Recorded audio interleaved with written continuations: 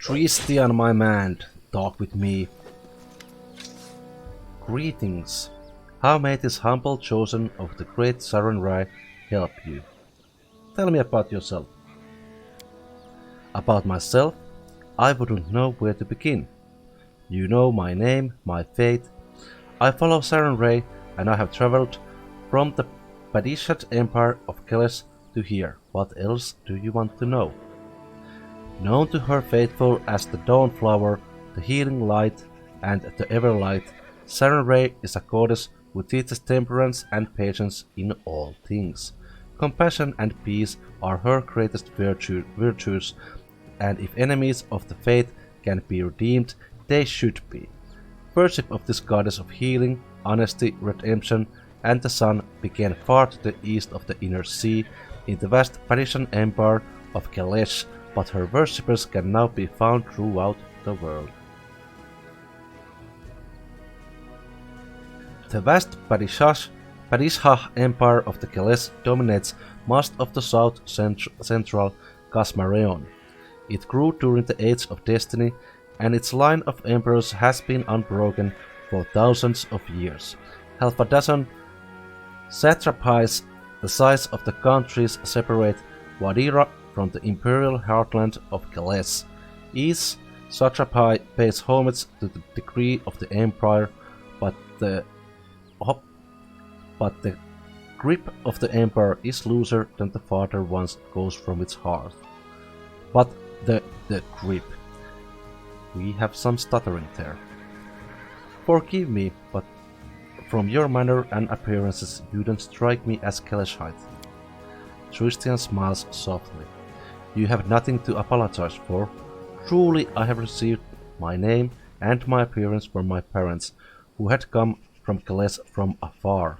I never knew them, for the fate had separated us when I was young, so I grew up in Keles, raised by the followers of Sarenrae. My home is where my heart is, within the temples of the great goddess, among the wise and generous men that took upon themselves to take care of a child that was so unlike them. I learned mercy and patience at an early age, and it is these virtues that have made me the man I am today. And thank you, Amiri, for stopping to swing that sword for the time we are speaking. Do you enjoy traveling? Tristian nods, his eyes light up. Oh yes, no library and no archive, for however large, would have ever allowed me to learn as much of this world as I have in my journeys. It was only outside the temple walls I realized every living being is a world unto themselves, a world where many contradictions and passions coexist. Each realm leaves its mark on the living that lived there. Only by visiting it, by breathing the same air, walking on the same soil, can you understand its people. What drives them, what frightens them, their dreams and how they honor their gods. Doesn't being outside the temple make you uncomfortable? Tristian shakes his head.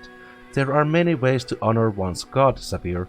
It is true shrines play a role in the lives of many of the faithful, but even more find other ways to serve Sarenrae.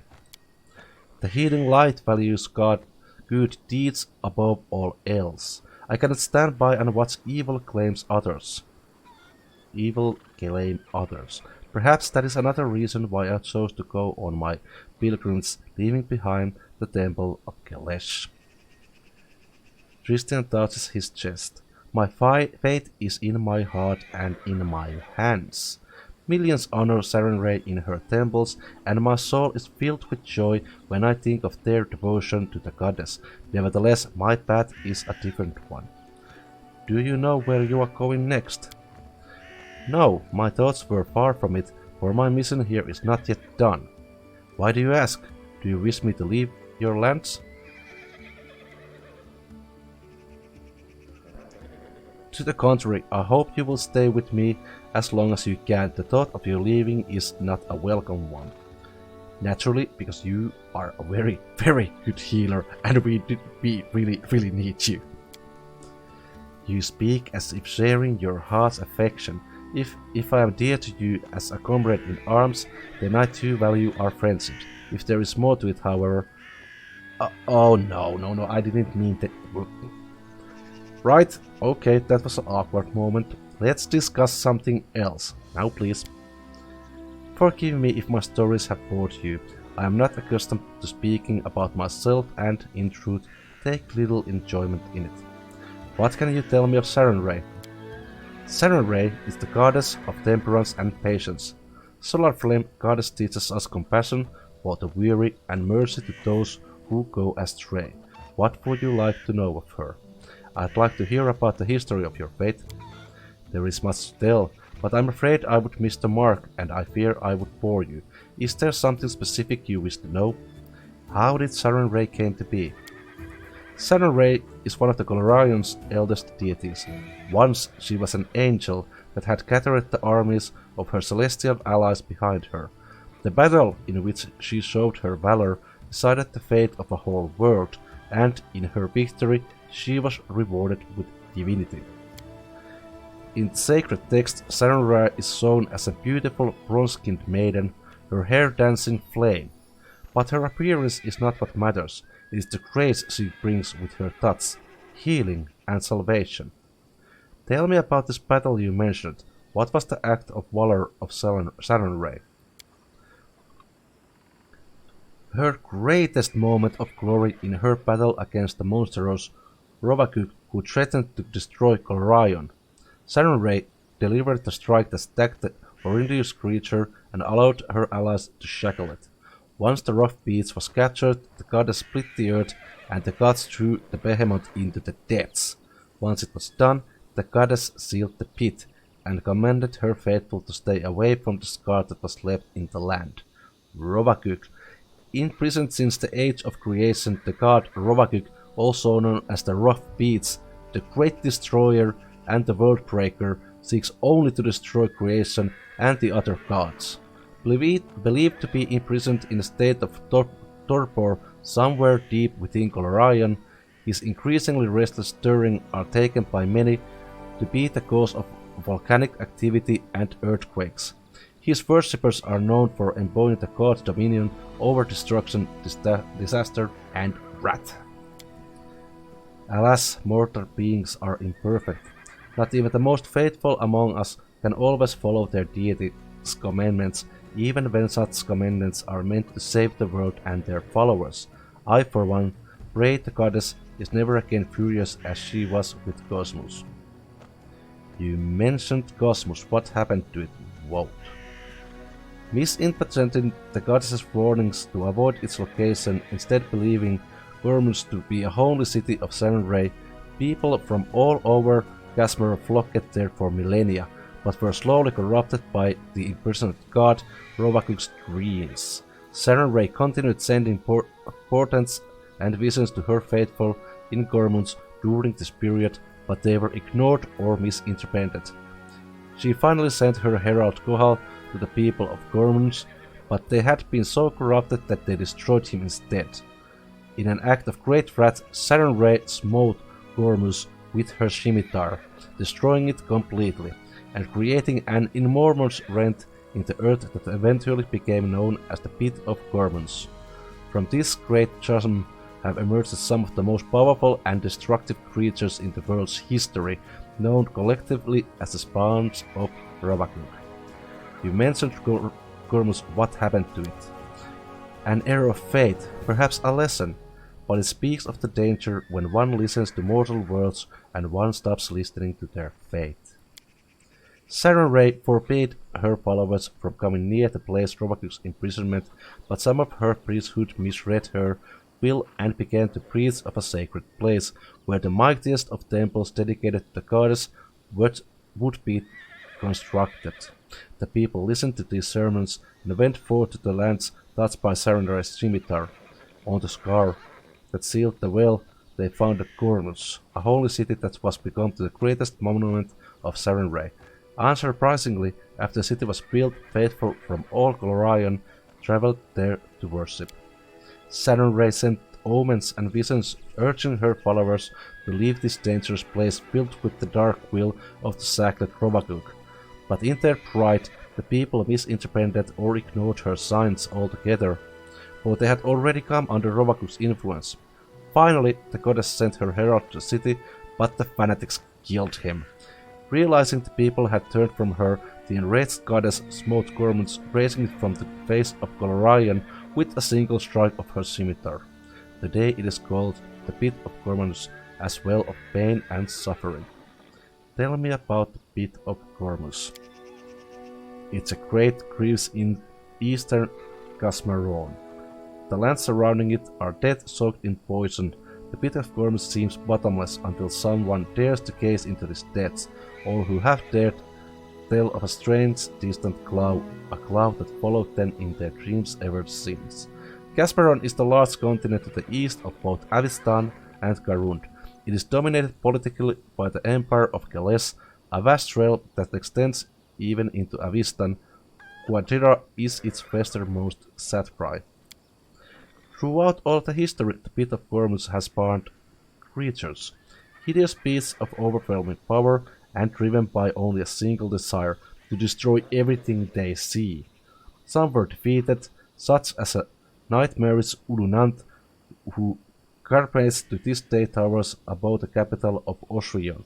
Others provided too strong to defeat it by the mortal hands.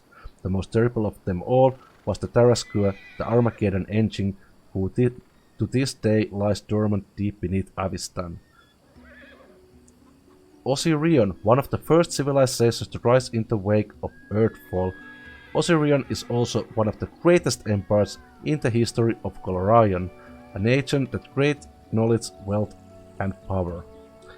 This ancient land harbors pyramids, mummies, terrible curses, and endless sand, as well as cultures steeped in the proud traditions, devout respect for the gods, dedication to the communal service, and unswerving devotion to its rulers. Osirion today is just emerging from millennia of Geleshite rule and regaining the legacy of the pharaohs supplanted by these foreign oppressors. That was a mouthful. Have wars ever been waged in Sarenrae's name? Alas, yes. Terrible battles were once fought between the followers of Nethys, Norgorbes and Sarenrae in the lands now known as Rahadome. To my shame, I must admit that this conflict was started by my brothers and sisters. They came to a foreign land to make way for the goddess's light with sword and fire. Nethys, also known as the All-Seeing Eye, is a Gradundi god who holds knowledge and magic above all things. He gained enough power to witness all things, and this both fooled his divinity and shattered his mind. He is a god of magic, torn between destroying the world with one hand and saving it with the other.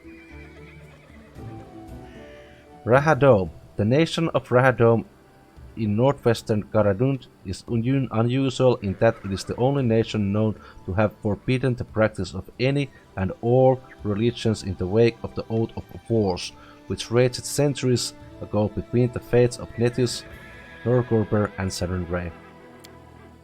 That calamity became known as the Oath Wars, a catastrophe that led the inheritors of Rahadome to deny all gods, banning all fates from their lands.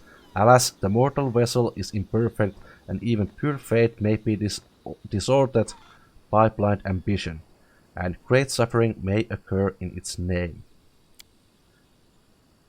What are the teachings of Sarenrae?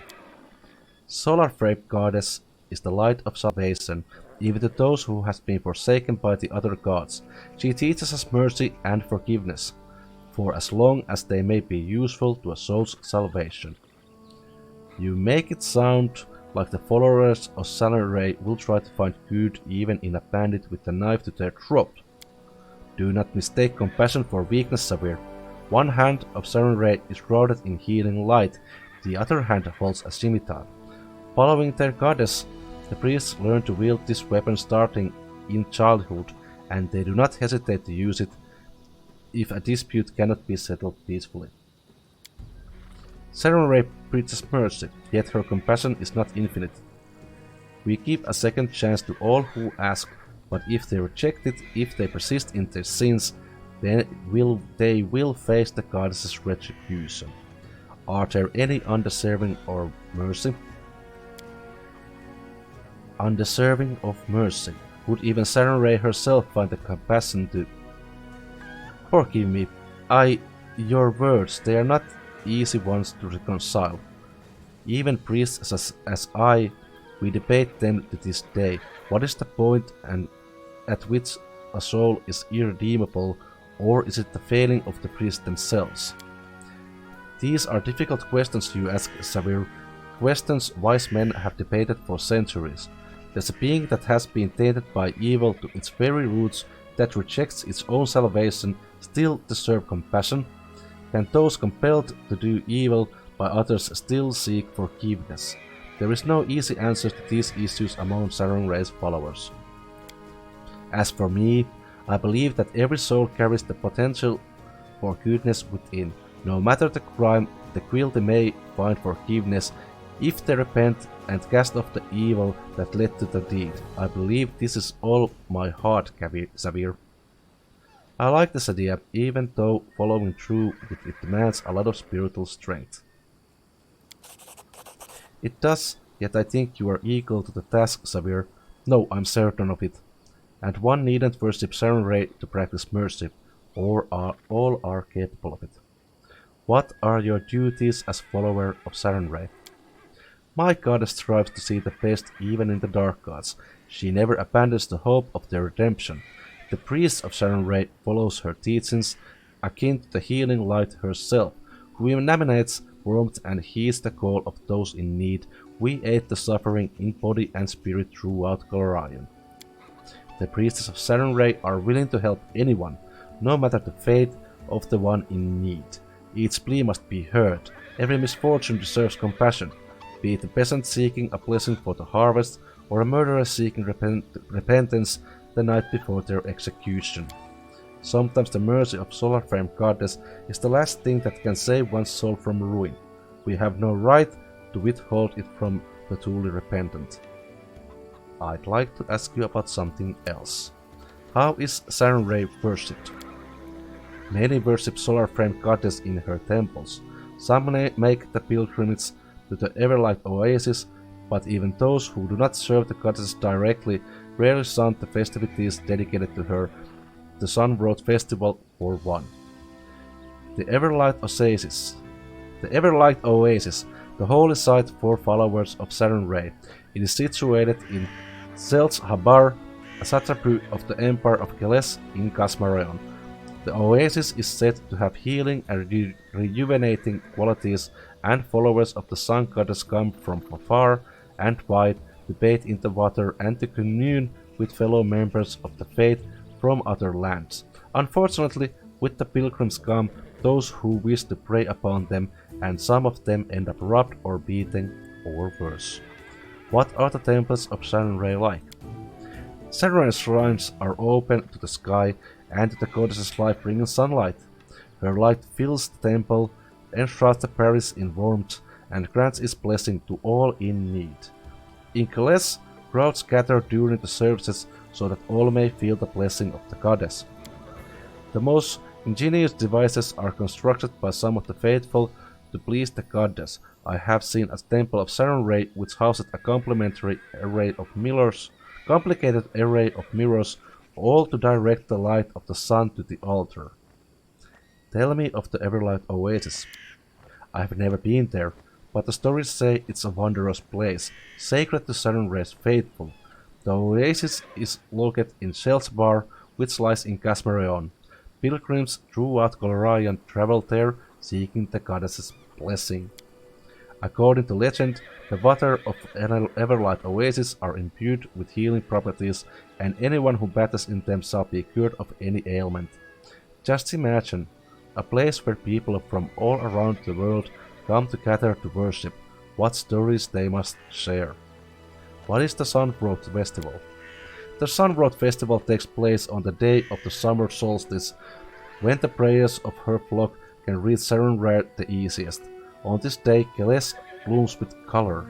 In each corner of parish and empire, the people praise their goddess by dancing and singing, setting off fireworks and flying kites. I hope this beautiful custom shall one day reach your lands as well, Cavir. We'll see about that. That is all I wanted to know about this. I hope I have satisfied your curiosity. And I don't think I'm going to say that. I have heard enough of Sarenrae. I don't wish to insult you. If you ever wish to know more about the goddess, just ask. What brought you to these lands? I've heard rumors. They say these lands are cursed, and the curses are growing stronger, as if something is granting them power. I could not ignore such rumors. What curses are you talking about? Do you not see? Every word uttered in the heat of an argument turns into a prophecy here, just waiting to fulfill itself. And if it were only for the people, the land itself is cheating with curses so ancient their origins are impossible to trace. Take the abandoned temple of Erastil where we met. What happened to it? What force compelled the priest to leave such a magnificent temple behind to the whims of nature? Will we ever know? I myself was nearly slain by beasts. Fortunately, you came along, following Jhod, and saved me. I owe you a great debt. You come a great distance indeed. Tristian laughed heartily. When you look at it that way, then yes, but please do not think that I came all the way from Kelesh because of the mere curiosity. I was wondering long before that. It is the custom of our fate. The further our paths take us, the more people we may help. Why did Jhod see you in his premonitions? Sarenrae sees all the good gods and goddesses as her allies. Many have fought alongside the goddess against the menace of Rovagul, Erastil among them.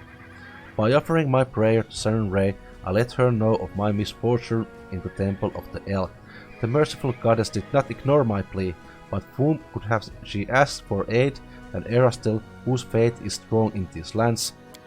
Erastil had sent Jhod a sign, and you came just in time to rescue me. To tell the truth, I was certain my journey was at an end, and those creatures would to be dead of me. You have spent much time here. What do you think the future holds for these lands?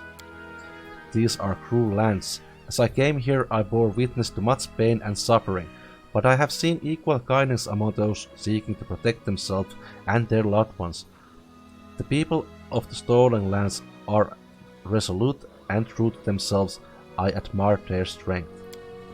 Alas, I do not know yet what powers the curses have flourished in this land, but I swear I will not leave until we have answers and the means to cleanse them. You must forgive me for not swearing on Sarenrae's name, but as of late I have troubled the goddess too much as it is, and it would better serve her through action, not prayer. You called yourself the Chosen of Sarenrae. What did you mean by that? Sorry, that was a mere jest. Other acolytes at my temple used to tease me with that title. This should tell you how pious and devoted I was compared to them. And yet, my faith is strong. Sarenrae knows this and protects me in times of great peril. If something ever threatens my life, by her divine powers I am transported to safe location, so just like Lindsay. I should go. A pleasure. Okay, let's talk with Jhod as well. How may I serve you? Tell me about the visions that led you to the Temple of the Elk. That's why I'm here. Oh, we have already talked about this. As you wish. Tell me about yourself, Jhod. What exactly would you like to know? Tell me about your past. My story? Why not? You deserve to know it. I am a priest of Erastil, and Galt is my homeland. You can imagine what it's like following the teachings of the stag god in a realm torn by discord and strife. Rebellion and suspicion are the pillars of Galt.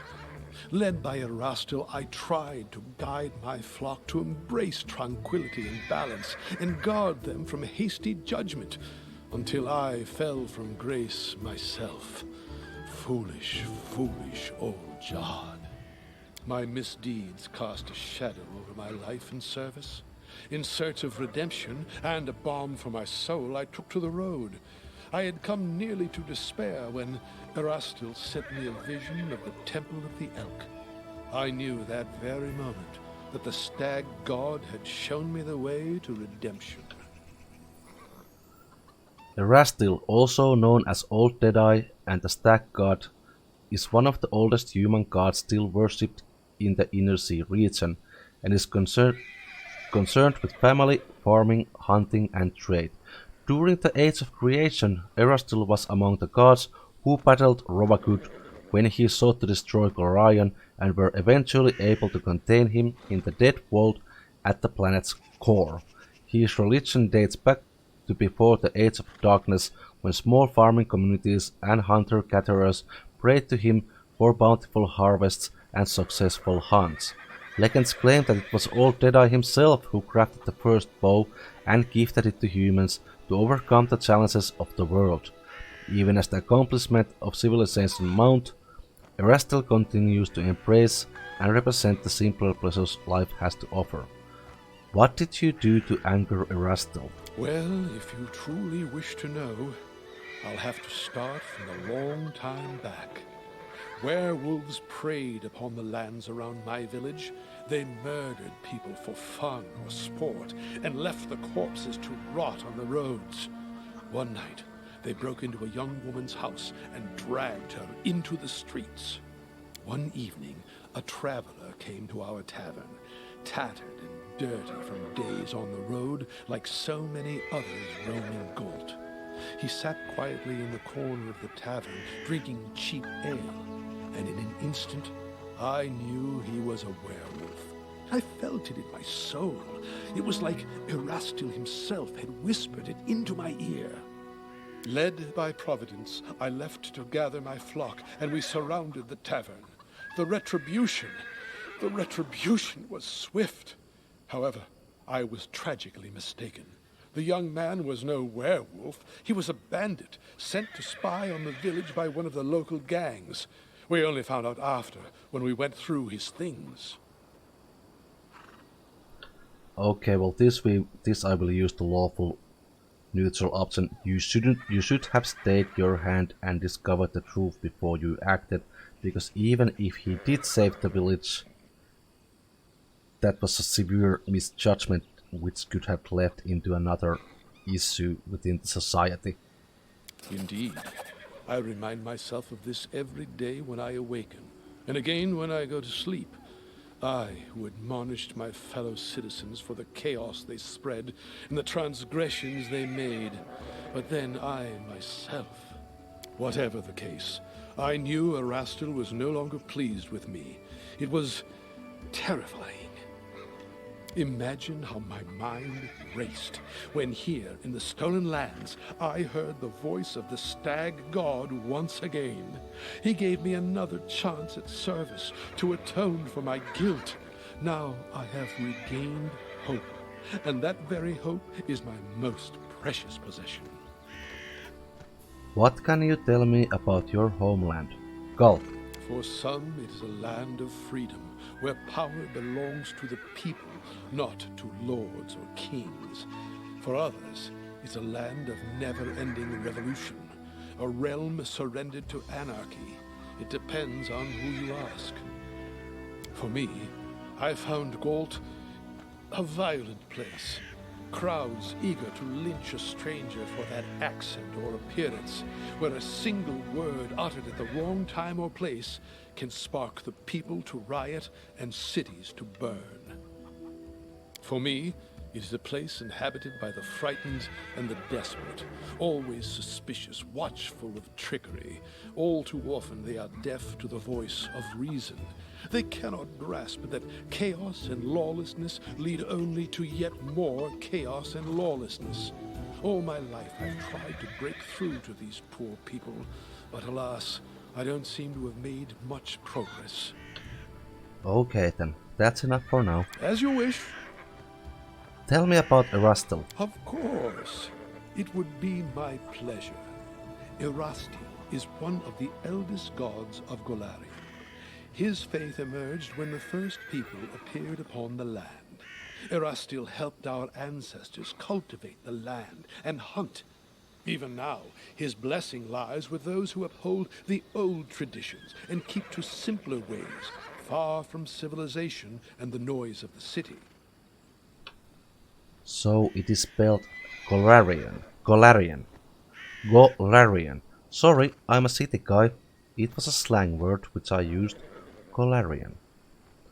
Wait a moment, cities have their strengths as well, don't they? Civilization fosters science, trade and invention, and in that it offers improvements of life for all of us. Tell that to the peasant robbed of all he owns, spending his night in the gutter, hoping to live to see the sunrise. You won't see such things in a village. Well, I don't know which sort of villages you have been traveling through, but you see such things in a village.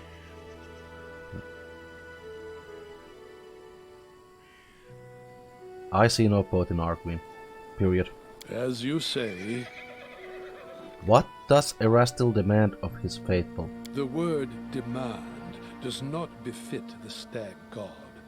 Honesty and friendship, loving families, merry weddings, and newborn children in their mother's arms, they bring a smile to Erastil's face. He loves his people and rewards them with fortunate hunts and plentiful harvests. But he has no temper for sloth and vanity. He never bestows gifts upon his faithful without first measuring their worthiness. We ourselves must win our daily bread, but the stag god comes to our aid in times of need and strife. Yeah, Erastil sounds like a good god. I don't approve all of it. Well, approve is the wrong word. I don't agree with all the views of his clerics, but I do have respect for him. I've always had respect for Erastil and his priests. I see it more clearly every day. Erastil himself led me to meet you. Your keen spirit will serve you well. To each their own. I wanted to ask you about something else. I am happy to help. What services do you offer? I can sell you various divine spell scrolls. They are quite useful even if you don't have anyone in your party who can read them. While you are in the settlement, or indeed any place with a cleric willing to help, you need only to open your bag and choose the scrolls you wish to cast. I'll be happy to read it for you. However, take care out there in the wilderness. A scroll is useless without someone who can read it. To use a scroll on your journey, you'll need a spellcaster whose magical training covers up spells, or someone skilled in magical devices, and that would not be me.